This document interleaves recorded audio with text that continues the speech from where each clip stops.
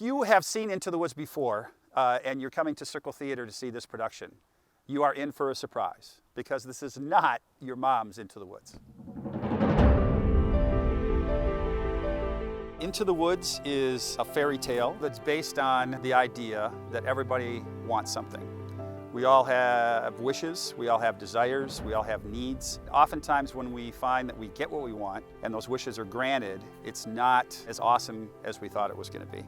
That there are consequences to those wishes. In our version of Into the Woods, we're going to have all the same characters that everybody knows and loves. You've got Little Red, you got Jack, you got Cinderella, the baker and his wife, the witch. But what we're doing is kind of putting a twist on that so that we can relate to them more as individuals, from people from our own lives that we see in media, in our families, in our work settings. I didn't start off with this interpretation though, and then as I continued to look deeper at the show, which I hadn't really done before, I felt, wow, there's a lot more here than even I had ever thought about. I think the show is continually relevant. With the characters, they're all at the beginning of the show working individually to get what they want. They're very selfish, which unfortunately I think the world seems to be that way too. I think as human beings we have this selfish tendency, but they figure out by the end that the only way that they individually can get what they want is for all of them to work together.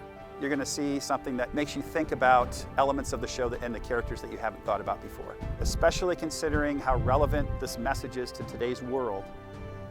This is going to be a special show to see. I think that good theater, whether it's a play or a musical, is about good storytelling.